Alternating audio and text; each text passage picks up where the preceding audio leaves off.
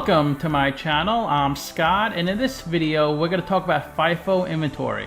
We'll start with a high-level explanation on what FIFO is, and to drive the point home we'll do FIFO inventory accounting with a company called Scott's Sofas, and then a summary at the end. So let's start with a high-level explanation. FIFO stands for first in, first out. It's an example of an inventory costing assumption. To explain it in layman's terms, the next time your company sells inventory, you would place the cost of the earliest units purchased onto the income statement in COGS, cost of goods sold, and the remaining inventory would stay on the balance sheet. Let's say we start a company called Scott's Sofas. We buy sofas and then resell them. And to make it simple, we only buy one type of sofa, this two-seater right here.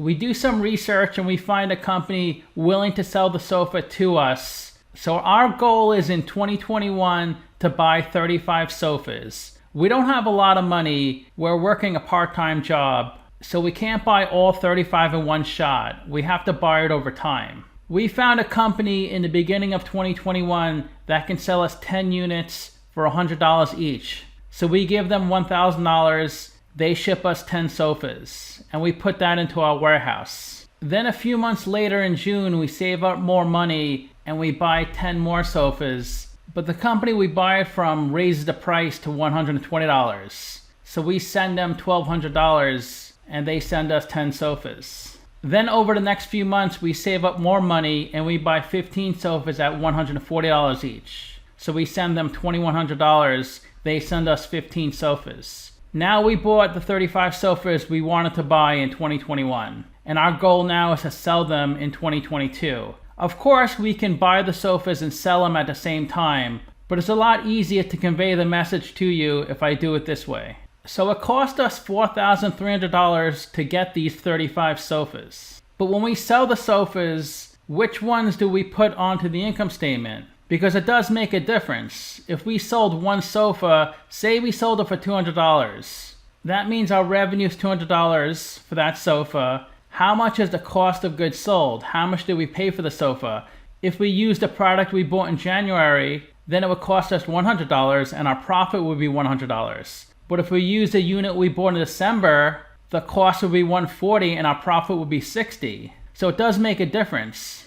The three cost flow methods are LIFO, last in, first out, FIFO, first in, first out, or weighted average. Most companies use FIFO.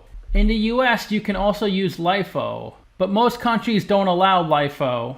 Because if you think about it, you bought 35 units, 35 sofas, and they're sitting in the warehouse. So when you sell a sofa, you really don't know which sofa you sold. Did you sell the one you bought in January? The one you bought in June? The one you bought in December? But you don't really care. It's the exact same sofa. Of course, it would be different if you had a perishable product, like food, because your customer probably wants to buy the most freshest food, the one you bought in December, not the one you bought in January. But for sofas, it really doesn't matter. Now let's say we make some sales in the beginning of 2022. On our balance sheet at the end of December, our inventory says $4,300, which is a sum of $1,000 plus $1,200 plus $2,100. Let's say we sell 15 sofas in the first quarter of 2022. Since we're using the FIFO method, it really doesn't matter how much we sell the sofas for. We have to apply the same cost of goods sold. Since it was 15 sofas and we're doing first in, first out, our cost of goods sold will be the 10 units in January, which is $1,000, plus 5 of the 10 units in June, and those are $120 each, so that's $600. So the 15 sofas we sold in the first quarter cost us $1,600. We may have received revenue of $1,000 and lost money. It's possible. We may have received revenue of $10,000 and made a lot of money. But regardless of how much revenue we received, we're still going to report $1,600 of cost of goods sold on our income statement. But we originally purchased 35 sofas for $4,300. If we put $1,600 onto the income statement, where does the other $2,700 go?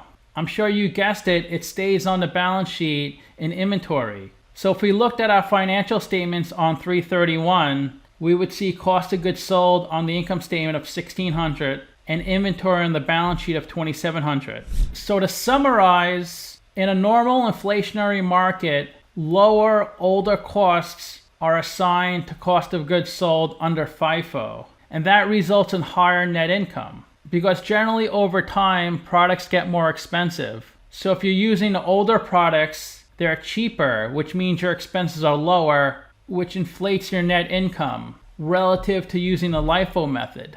But the LIFO method lowers your taxes because if you use LIFO, you would have lower profit because your expenses are higher. When you have lower profit, you pay less taxes and it saves you money. But you need to realize when you use FIFO, you're not selling old product. You're applying the cost of the older product to the income statement. I hope you learned something new in this video. Thank you so much for watching. Comment, subscribe, leave a like. Talk to you soon.